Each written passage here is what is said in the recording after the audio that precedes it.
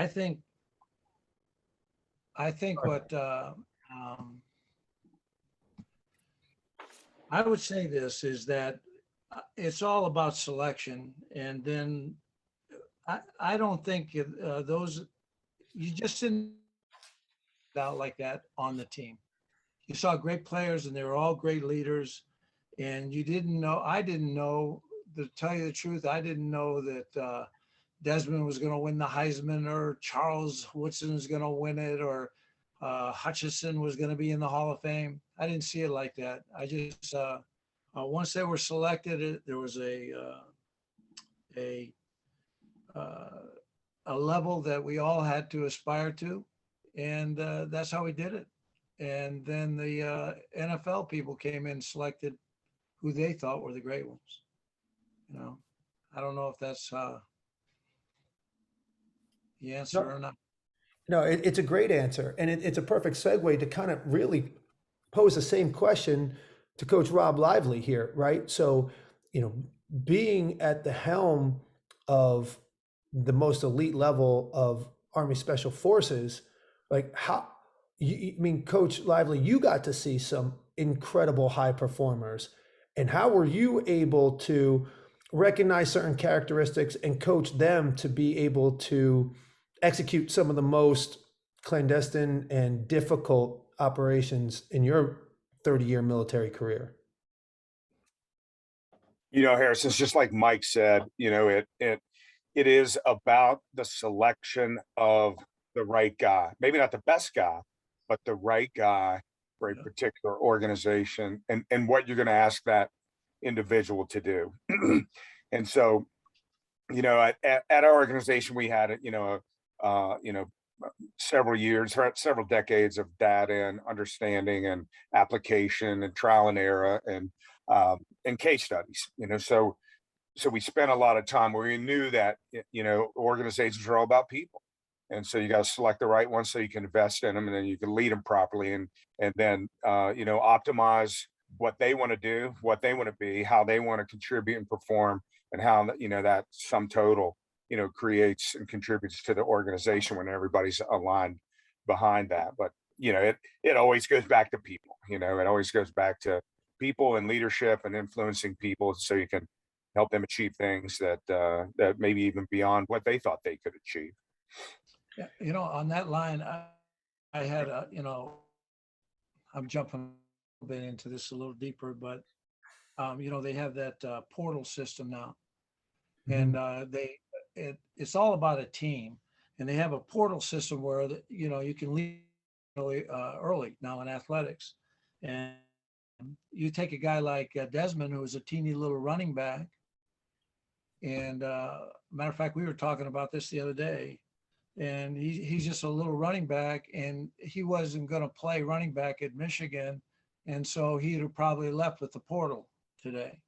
But the point of that is, and then he'd gone somewhere else. He might not have ever Heisman. He might have been an average little back, And so the bottom line is, it's like Rob, his group, it's the team. Everybody working.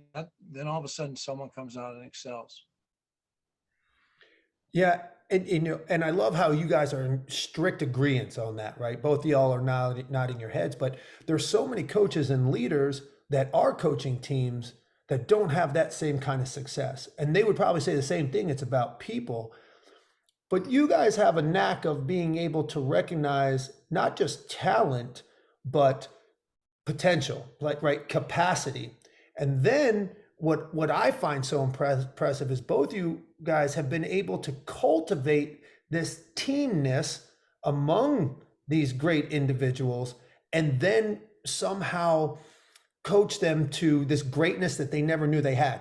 Like Desmond Howard, for instance, in winning the Heisman, like, how do you get him from seeing himself as, differently from little running back to an incredible Heisman Trophy winner, right, at wide receiver, right?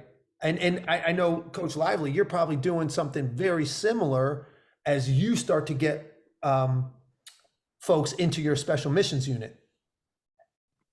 Yeah, I learned a long time ago from a retired Major General Mark O'Neill, which is a friend of several folks on the screen, probably.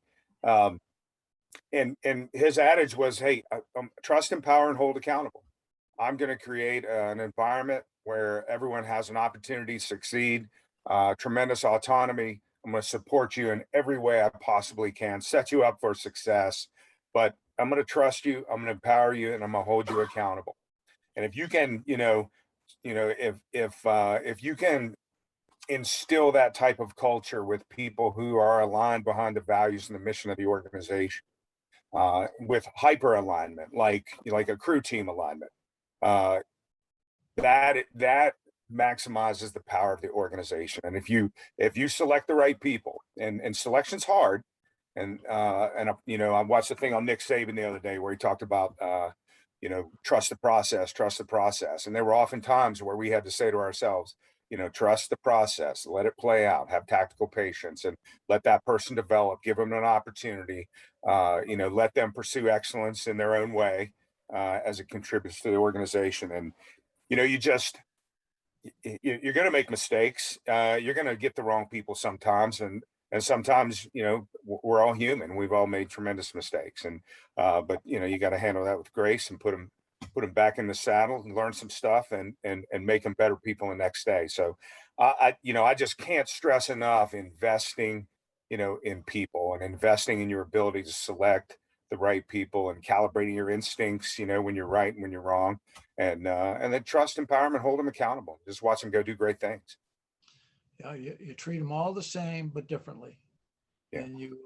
and that was our saying. Just treat them the same but different, and then tell them everyone has a deficit, and point it out to them, and then try to make that deficit better. And it could be it could be either conditioning or strength. For me, for things with conditioning, strength, attitude, um, all the things that go into becoming excellent, whatever you're in. You know? Yeah, coach. So, did you ever do any things um, to highlight that within your programming in strength and conditioning over the years? Like, how was the strength and conditioning program you put them through? How did you build that modality to give this autonomy, treat them differently but the same? I had a tremendous advantage that they don't have as much today. I trained as we evolved, as we committed to the program, because first I was the only guy, and then all of a sudden it got to where we could train every single player one-on-one. And then when you're training someone one-on-one, and you're having so much time to do it, because all the other teams have time to do it, but you want to get the most out of that time. And so what we did was we had a pretty high intensity program, and everyone was trained one-on-one, and you got the most out of them there. Running was a little different, and I can go into that, but I don't know how did you train them, Rob? That it was mostly individually. Yeah, we didn't, we never got that No, I'm not coach to talking about ask. strength. I'm just talking about in general. Yeah, it's always group training with individual touch points, but yeah, you never have that type of ratio in groups like that in military training, and we never got that ratio in our strength and conditioning facility either.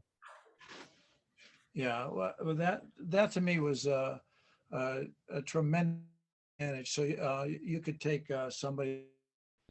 Weight training was unimportant, and most of the kids at college, weight training is not very important to them. It's unbelievable if you learn that after they've left and they're out of it years. Then you see they haven't touched the weight since they left, and it's not that important. So when you take a person that hasn't involved in it, and you can work with them in that way, it really changes them, I because think, yeah.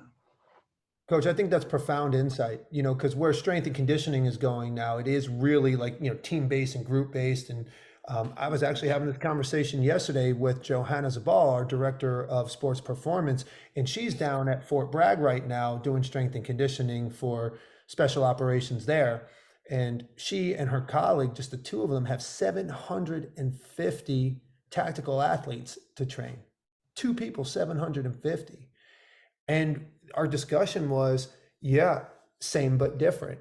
So how do you program, kind of, in general to hit like the major energy systems, muscle groups, things that you have to achieve, but kind of streamline it for the individual. And then the challenges, and I think everybody on this call who's into sports performance can find ways to individualize it to a degree.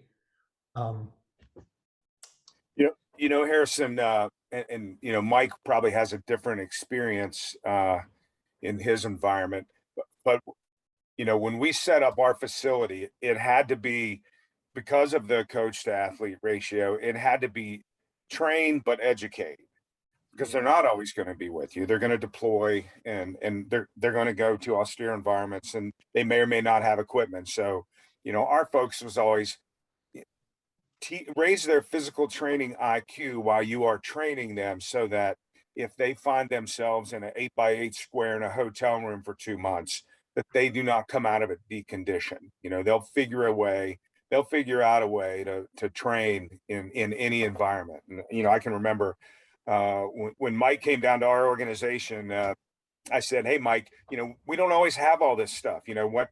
He said, "What do you have?" And so I said, "Well, let's go look in the ISU, which is the shipping container."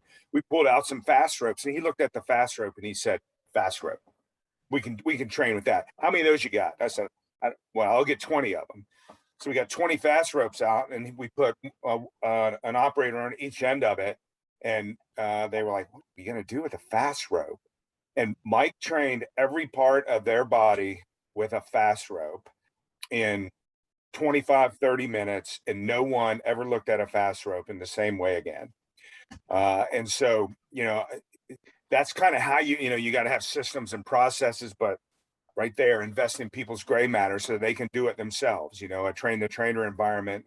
And then it becomes, it becomes the culture of the organization. It doesn't matter where we go, I'll figure something out, I'll fill something with water or fill something with sand, but we're going to get it done. And I think that's parallel with, the ethos of my organization when I was in active duty. Sounds like, Johanna's in the chat just blowing it up saying, "That's right, Rob," because she's in total agreement. And so it's so cool, to hear all that. And folks, just so you know, if you have questions, start to put them in the chat, because we're going to start to turn this over to the audience, because, tonight's really about everyone on the call. Yeah, Coach. Here's the other way that it's done is you empower, you have leadership. So one of my goals was always to empower the seniors. And so, like even in Rob's organization, people have been there the longest are the ones that should know the most and be able to help out. And so like in a running program, or I wasn't a guy that needed to yell at all.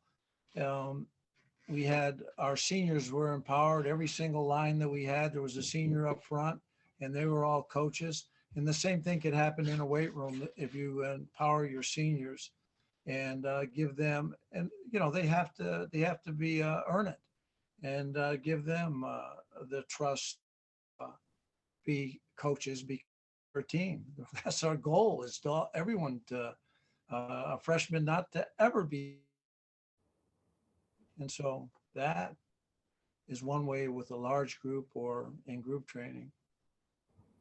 Guys, it sounds like you're developing leaders, in the off season. That's what it is.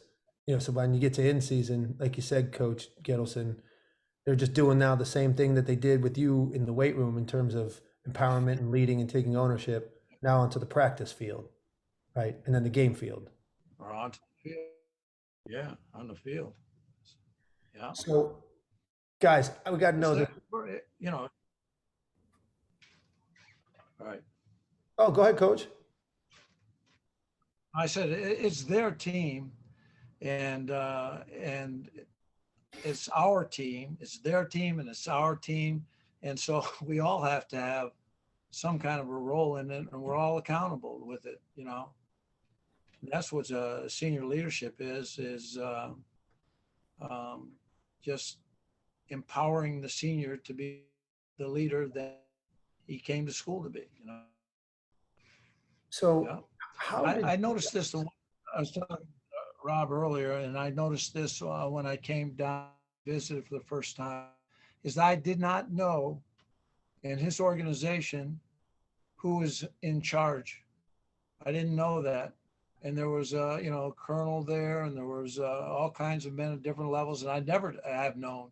But I went down there, and I thought that that was awesome because every man there uh, was felt like they were supposed to be there.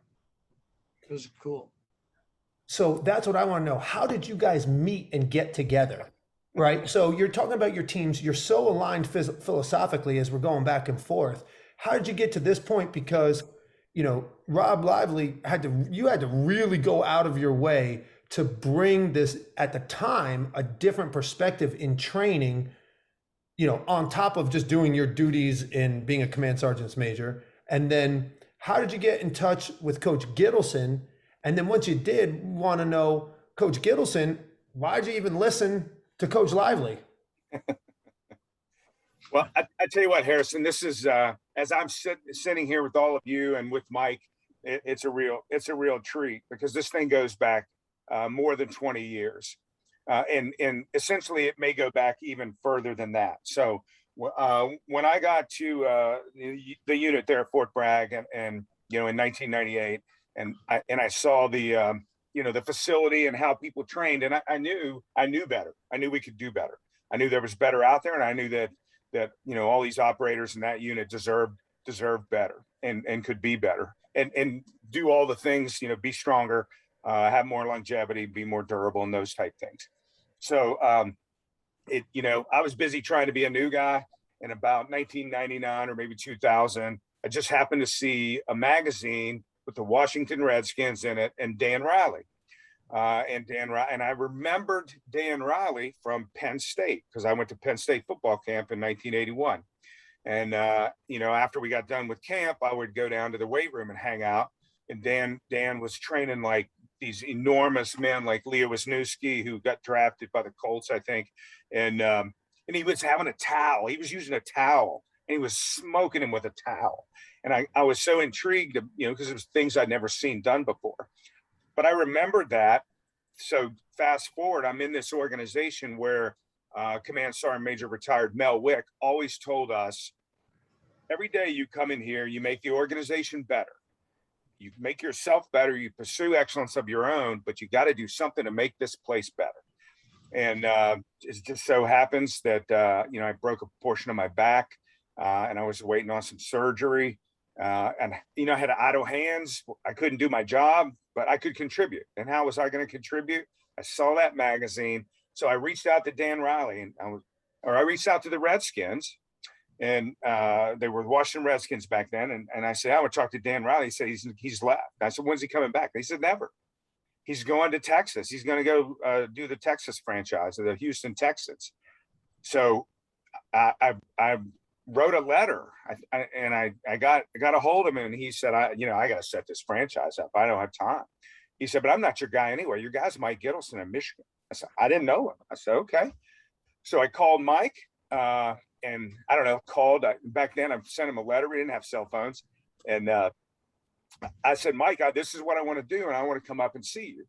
And my squadron commander was then Colonel Mark O'Neill, and he said, go do it. Go figure it out. And so I went to Ann Arbor and spent, a couple of days with Mike. I watched him around the players because I wasn't going to bring somebody into my organization that I didn't know. My credibility was just beginning, and I wanted to make sure that he was the right guy and a good fit. Back to selecting the right people. And I spent a couple of days with him, and we talked philosophy. I went to his house, had dinner with his family, and we watched how he trained people, how he cared for people. And so we brought him in, And that was he started training our operator training course guys, and then he would come back and he started training, he would train six or every 3 or 4 months he would come back, and I would have a list of people for him to train, and I would wear him out. He would be in that gym at 6 a.m. and he'd go home and to his hotel. It would be like 8 o'clock at night. He would just train and educate all day long, and we just wanted to get as much out of him as possible. And and he did this on his own. Like we didn't have a government contract to do this. Mike did this because I asked him to do that. And we tried to pay his travel, but he would continually send equipment that I know he bought with the travel money that we gave him, and he was continually sending me a kettlebell, 130-pound kettlebell to my house. My UPS guy hated me for it. And in 2007, just a bit of irony, Mike sent me a TRX suspension trainer. He knew I was getting ready to deploy. And he said, I don't know what this is. Some Navy SEAL guy came up with it. I'm not training anybody with it, but check it out and see if it's any good. And so I took it with me, and, I trained for 2 months with a TRX suspension trainer in 2007, never knowing that someday I would work with that company. So it was, we've been, he's the guy I always go to and ask questions. And we brought him back to the organization, I don't know how many times. He's gone to people's retirements, and he's been given awards from the organization. But all of that is just about Mike caring about people and caring about developing people and helping them be the best that they can possibly be. Yeah, Coach, that's extraordinary, because everybody on this call has to understand, if you don't know already, as a collegiate strength and conditioning coach, you have 9 days off total the entire year. I mean, weekends, holidays, you're there coaching all the time. So in Coach Gittleson's 9 days of free time, he's going to train Army Special Forces. So then my question to you, Coach Gittleson, like, why'd you do that? Like, why did you make the time, and what attracted you to Coach Lively and this initiative? Well, let me give you a couple things. First, Danny Riley and I went to high school together, out of the mecca of coaching.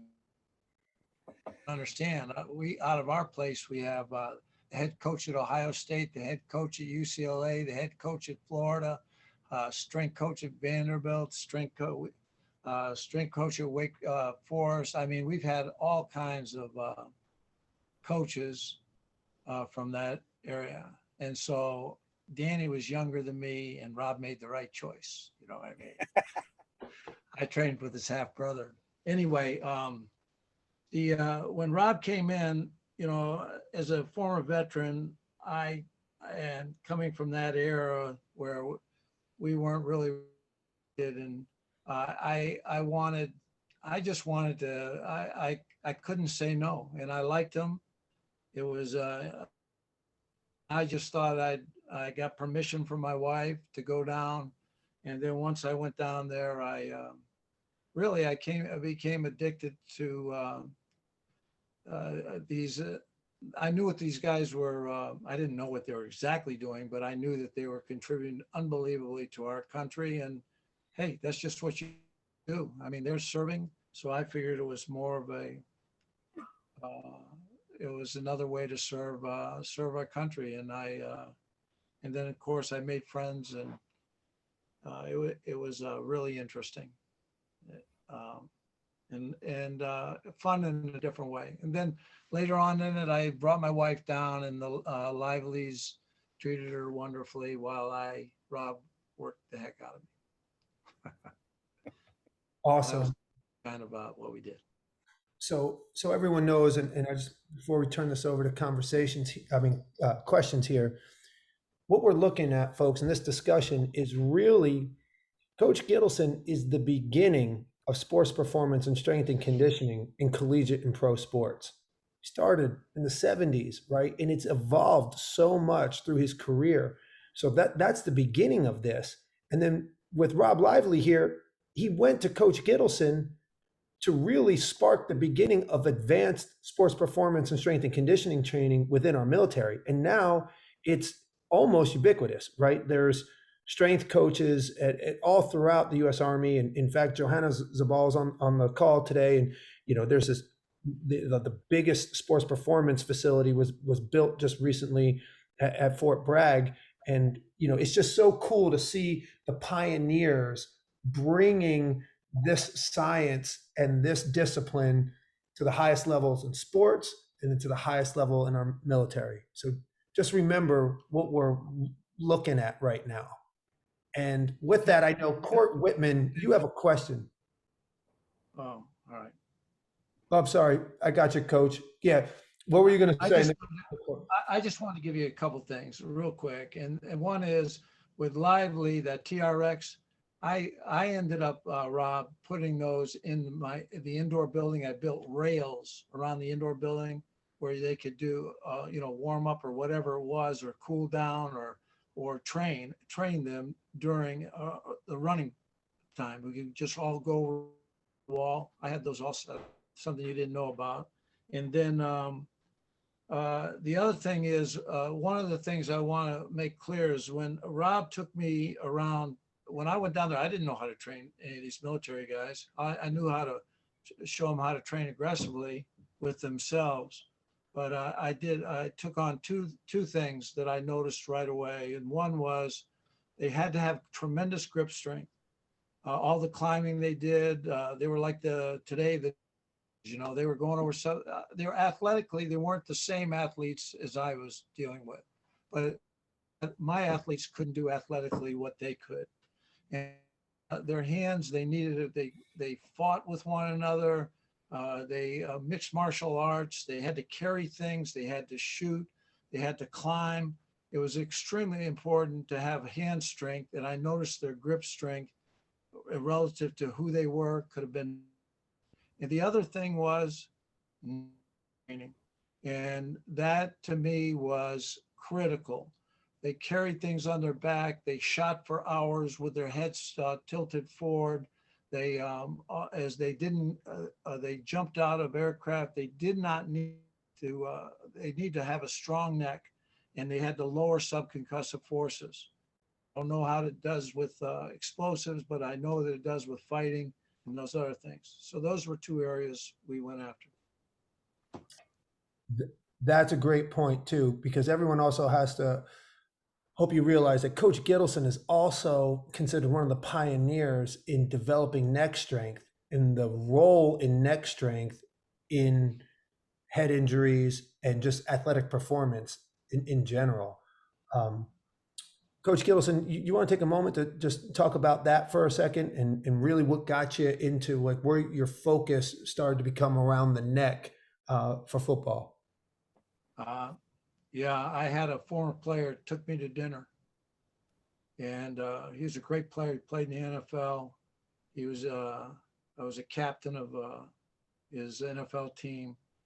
He took me to dinner, and he told me that he wasn't going to know me anymore. He had late stages of brain CTE, and it was very late stages, and he just wanted to say goodbye. And then I felt so bad because I neck trained. I had 12 neck machines, but I didn't emphasize it like I could have or should have. It wasn't as critical as I knew. So I started researching it really hard. I saw that it was unimportant in America, and it only made that, if you could lower subconcussive forces, you'd be safer. And this is a really big one. We think that if we look at, we think that body mass index is for big muscle people important, but if you don't train your neck, it's really important to train your neck, because as you increase your body mass and that means you change your peripheral resistance in the blood flow to the brain. You don't have the same vascularity, you don't have the same muscular, and so you change that resistance and you don't get as much flow in the evening. And so you speed up any issues that you might have. So just in general for aging, all of you out there, neck training is important your whole life, as important as walking and all those things. And it doesn't always have to be on a machine. It can be through calisthenics, through movement, through tension, but it's important. I could go on that one. Yeah, and maybe we have you do that at one point. And the way I'm going to start training is I'm just going to start saying yes to everything. So see how that On your goes. tension. On your tension. Yeah. So yeah, actually now, Court Whitman, if you're still with us, you wrote a question in the chat. You want to unmute yourself and ask your question? Yeah, absolutely. You know, and I don't know how helpful it is with the topic here of human performance, because it's more of like a culture question. As you just touched on the portal earlier, Coach Gittleson, and about how folks can just kind of leave, I'm guessing, if they're not satisfied in something that's going on. And for me, I just felt maybe inaccurately a hint of selfishness that we might be experiencing in the college athlete because of that. Because I think people are probably going because of opportunity that they're not finding what they think they'll find somewhere else, or maybe I'm wrong on that. But as a coach at that college level, you know, how do we defeat that with you know, just building the right culture possibly? I mean, you talked about a few components of the human performance that you train. You said conditioning, you said strength, and then you also said attitude. So, you know, any comments on how maybe to combat something like that? Because it seems like it could be an attitude thing, or maybe it's just an opportunity thing. Yeah. Curious, any thoughts on that? I've talked to a lot of coaches. I mean, a lot about that. They all have that same issue, and part of it is they have to come into an environment where it's a real team environment, and they have to have a feeling of really where they're at, and then they have to know examples of, like, you know, like I gave you with a guy, or, you know, all these guys that maybe will not achieve that same level. If you're not patient at Alabama, my gosh, you think you can just come in and play right away? I mean, what kind of team did you choose, and what kind of level that you're aspiring to? And I'm not sure how to do it. I don't think anybody, you know, maybe Rob, of course, Rob, you guys could just eliminate guys, right? I don't know. How do you approach, get a kid to transfer, you know? Let me maybe ask a different question that I also am curious about, and selfishly, it does apply to attitude, Coach. Context here matters, right? I'm a youth sport coach. I'm coaching 10, 11, and 12-year-olds football, okay? And coming out of the 18 months of COVID, I got some boys that in some cases never played. I'm finding one of the most significant challenges I'm up against is, in fact, attitude, especially when we have loss. There's got to be a loser every contest and a winner. We're doing a whole lot of losing, Coach, right? And I'm seeing attitude being the most challenging aspect to engage with these youth athletes. So my question is this: in your experience, is there an age where you believe that just in general, the youth athlete and the attitude begins to click? And I begin to say, okay, now I understand how important it is for me to be a teammate. I've got a lot of selfish folks, and I'm a culture believer, right? And I'm trying to create this culture with team values. But I'm just wondering, is there an age in your experience with the youth athlete where you see the attitude begin to emerge as something that's helping lead him through his performance sessions, through practice, right? It's the mental game, I think, is what I'm talking about here. to be absolutely honest, I can't answer because I was never involved. I was always involved with, you know, the older groups, freshmen, et cetera. Sure. But I'll tell you what I did in coaching that I think built us a culture was I didn't spend the times that I talked with our kids. I very seldom would point out um, their behavior in our like running, who didn't run well or didn't. I would very seldom. When they came together, I'd always talk about great people, what they've done, and other coaches and what they're doing at other places, but about us. And I used that my whole career in just teaching them about all the great people there are, and that's that's who we have to aspire to become. That's probably one of the reasons I wanted to go down. Another reason I wanted to be around Rob. I mean, he sits there and he is one of America's greatest heroes. I mean, it's awesome to be around and then go with a whole group of men that are different. I loved it. I appreciate it, Coach. What I think I'm hearing from you is, hey, embrace a positive psychological approach. When Yes, I find myself at practice, watching these athletes even do simple things like warm-ups and call out that great stuff that's happening, try to build on that as opposed to call out maybe someone that's not doing it right. I appreciate it. I period. I never would call out, but I would do it so very subtle, like bring him into my office. Say, wow, you're not leading as well as we need, you know. Or if I said something onto the field and I said it in front of the group, that person would go into my office after we were done. He would just be so upset that I called him out. And I would say, my gosh, we're a team, we're a group, we're a family. We all have to know. And I just saw that, that kind of thing. But it wasn't yelling or picking on. It was trying to change behavior.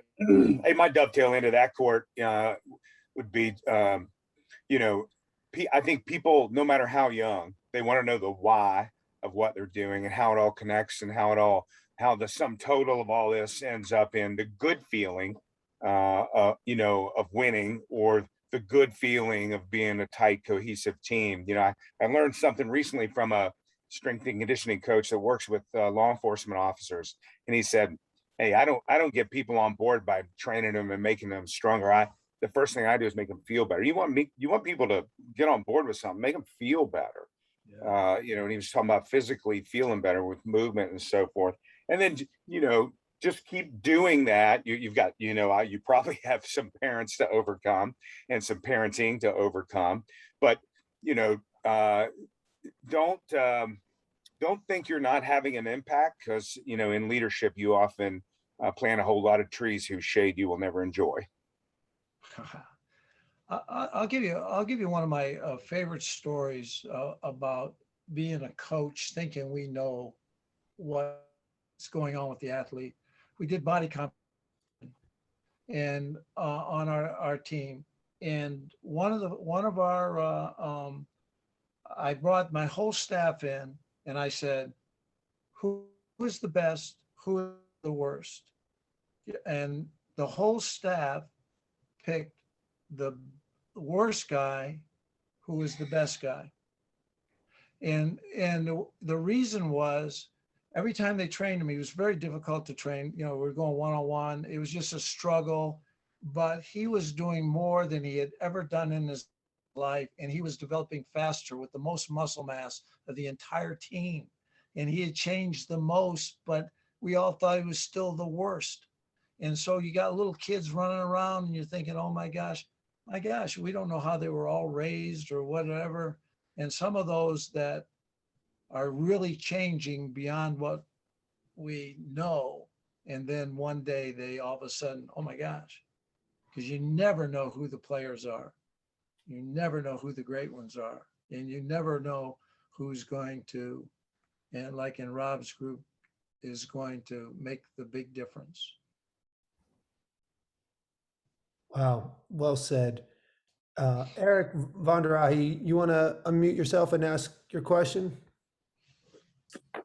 Hey, Harrison. Hey, Rob. Hey, James. Thanks for doing this, you guys. Appreciate it. I just had a question when you were talking about the neck thing, actually. So I played high school football and a little bit of junior college, and I always remember our coaches, every day we did neck exercises. Every single day, he even told us, before a test, do your neck exercises. It will help you in the test. You'll get more blood to your brain. You'll think better. So I did that all the way until I was 37, getting my master's degree. I'm 40 now, and I just realized on the Mark Bell podcast, he's a former power lifter. He's been talking about how all the power lifters and a lot of former football players now have developed sleep apnea because they have these huge necks with super muscles, and it's hard for them to breathe. So is there a way around that, or is that just kind of, if you're going to play football, you better have a strong neck, and one day you might get sleep apnea, or how's that? No, this is, it goes back to, first of all, they would, when I first started, the doctors were saying that it would interfere and give you sleep apnea. Okay, they were, and so it kind of, neck training was kind of taboo. And then I would argue that if you look at the data, they'll say, and no one's ever studied exactly what you just said. Okay, they study fat people, and fat people have sleep apnea, and that goes back to the peripheral resistance. A healthy person, or you take the big power.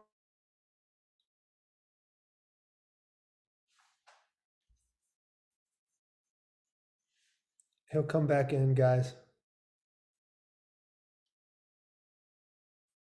Oh no. Just when he was delivering the punchline that we needed, the interwebs intercepted us. I think Coach will come back. Man, Eric, just got to remember to remind him right where he was, because that is the gem of wisdom that we were waiting for before it went out. He'll come right back. So while he does that, actually, I want to turn it right back to Coach Lively here, because Coach Gittleson was talking about the TRX suspension system, and now you're spearheading, the company, right? And you're doing all the stuff for Soldiers to Sidelines and throughout the military installations. And, you had mentioned earlier, figure it out. We can find a way to just figure out how to train. Does the TRX suspension system marry with that ideology you had the whole time training, figure it out? Well, first of all, I'm glad you didn't hand that question off to me, because I could not answer that for you, Eric. Not even close to anything like Coach Gittleson could do. I don't run all of TRX. I lead a division of TRX, which covers down on all of our military first responder and law enforcement, et cetera. But so we are what we consistently do. And if you give me an option, then I'm going to choose, the platform. I'm going to choose my physical therapist, my dietitian, my strength coach, and all those tools right around me. I'm going to do a proper activation and movement prep. I'm going to do my training session, my energy system development. I'm going to hit the cold plunge, have a shake, have a recovery shake, and then, I'm good to go for that session. Give me that. I'll take it all day long. That's not reality. And reality is that I learned in my, I don't know how many training trips, I don't know how many deployments, somewhere close to 20, I guess. You are what you consistently do. So you have to figure out a system. You have to figure out processes. You have to figure out ways in order to replicate the optimum, so you can consistently do things that will, keep you always ready. Because that is the nature of the service member. We do not know if next week there's going to be another huge conflict somewhere. We just don't know. And you have to always be ready. So you can't afford, and the taxpayers don't want you not to be ready. There are 330 million Americans, and there's a couple million that are, that have answered the call. It's important that readiness and longevity and taking care of the service member is, and so you got to figure out a way to train. You know, we've had, when we did a couple of these before with that were a little more TRX elite focused, we talked about the, you know, the small school in, you know, the middle of nowhere, and you know, they don't have a facility. Well, they get some dads together, put up a bunch of, go to Lowe's, get some 4x4s and pipes, and throw some TRX suspension trainers up there, educate yourself. And, you know, that is enough to physically train people. And that's, you know, that's one of the things I learned from Mike, you know, was it doesn't matter what you have or what you don't have. It doesn't matter if it's optimum or not. It matters that you are what you consistently do and figure out a way to do it. And, you know, that's goes all the way back to when I first saw Coach Riley at Penn State with he had a towel. He trained him with a towel, you know, for 30 minutes. He crushed it. And so, Mike, I see you're back up, and they handed that very technical question off to me, and I've already answered it for you, so you're off the hook. Yeah.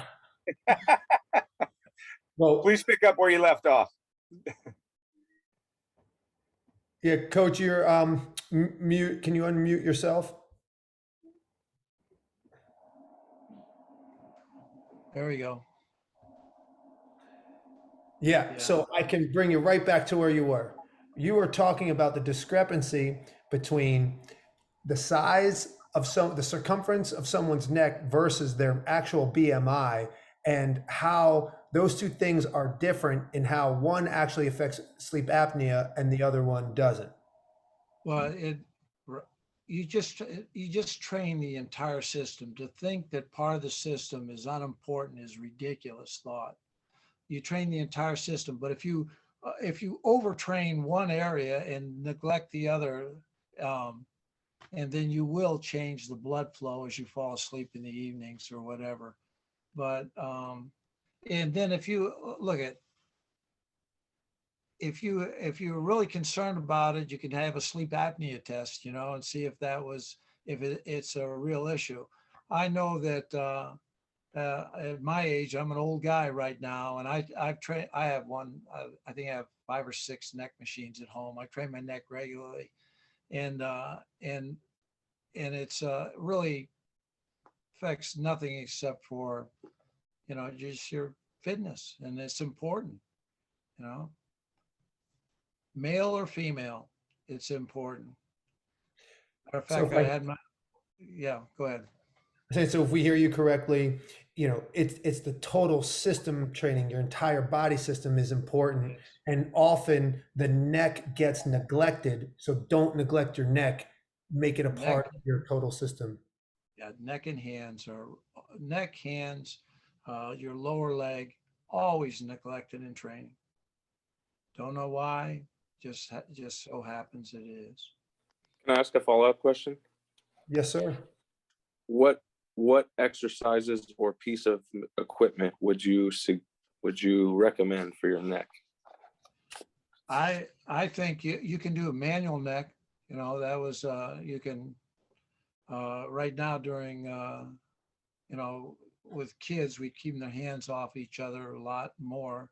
Don't want them leaning over. So manual neck. There are some. I write a blog called Get Strong Strength Blog. There are in that blog there are over 150 different. You can look through there, and they give you all kinds of information. Yeah, it's good. Thank you, Coach. All right. So, Coach, we also want to hear this before we retire for the evening. You know, the next part of your coaching legacy, you've done a lot of work at your alma mater, Plymouth State, as it relates to sports performance. Can you talk about this initiative that you've spearheaded over there to everybody in the group who might even be interested in getting involved? What I do, okay, so, you know, I went to 3 universities. Michigan was my 3rd. I played my athletics career was in Plymouth State. And I mentioned at the beginning of all the people that have come out of New Hampshire and coaching, that people don't even have a clue. And so what we did at Plymouth State was I went to the president, and we got John Thomas hired did you, Rob, were you with JT when he was, oh, you were Dan. And Dan Riley, was prior to JT. And we got JT hired at Plymouth State as the strength coach. And John Thomas was the head guy at Penn State when they won the national championship. And he was coached at Georgia and he coached in Miami. And I got him at Plymouth State, and we built like a between 16 and 20,000 square foot weight room. And what we're doing is we're trying to make it the place where strength coaches come out of, and hopefully people will gravitate towards there or try to even get into work as an intern or whatever with JT, who's a terrific coach. And that's kind of what we're doing there. And we have the state has given them millions of dollars for that weight facility, and they're on board. And so one of these days we're going to try to do clinics and involve like you guys, the Livelies, and companies like Pendulum Strength, and then get bring back some of these great coaches and have wonderful clinics. And we want to have special clinics where we work on cadavers and do things that are not in the normal clinic type things, and make them really special and have the right people there. That's fantastic. Coach, because, one of our biggest mantras here at Soldiers to Sidelines, and all the soldier coaches will know, is, we just really champion continuing education, right? We believe in a lifetime of coaching mastery, and we're always trying to get better. So, all these different types of educational opportunities, even like this webinar tonight, we just encourage everybody to go pursue that stuff. And, maybe Plymouth State is an option for you. So like, check it out. I would also go check out Coach Gittleson's blog, right? I would also encourage you to check out TRX Elite, because there's so many informational things involved with the TRX suspension system and TRX Elite. And, the more we can learn and the more we can talk to others, the better we can improve our coaching craft. And, sometimes it's outside of our direct line of focus. And I think that was ever present between these two great coaches here on the call tonight, where you see elite special forces reaching out to collegiate football strength and conditioning, and collegiate football strength and conditioning, learning everything about military special forces, and then having those things combined, and everyone's coaching craft gets better. So before we go, Coach Lively, you want to say any last words to the group? I appreciate the opportunity, and it's kind of special after 20 some years to share the mic with Coach Gittleson, and just do what we've always tried to do together, and just give back and help make people better and impact people in a positive way, so they can move on and go do great things themselves. So I just appreciate the opportunity, Harrison, and thanks to you, Mike. We appreciate you more than you know, my friend. And Coach Gittleson, you want to send us out with any final message? I'm on board with what Rob said. I thought it was a wonderful opportunity to get involved. What Rob did for the military and is continuing is tremendous. He's got all these job opportunities in the military for strength coaches, and that's really what Rob's envisioned, and it's getting done, and it will continue to grow and improve. And so you teaming up with Rob and this group it's been fun. Yeah, it's been cool. It turned into a great friend. We are honored, Coach. And everybody's on the call, thank you for spending your time tonight with us. Hopefully, I'm sure you did get to take some nuggets of wisdom from this. And, just keep opening up your emails from us and staying connected with us on social media, because we have so many of these opportunities coming up. And, we are just now beginning our live events. So for instance, on November 5th and 6th, we're going to be at University of North Florida with their basketball team. doing something similar to this, but live over 2 days. And then we have a very special live event in conjunction with the New York Jets at MetLife Stadium, the 12th, 13th, and 14th. These events are sold out now, but when I say sold out, I mean they're just at capacity. But get involved. We're going to have so many more of these things coming up at the end of this year in 2022. So stay connected. We love seeing your faces. Thanks for being here. Till next time. Good night, everyone.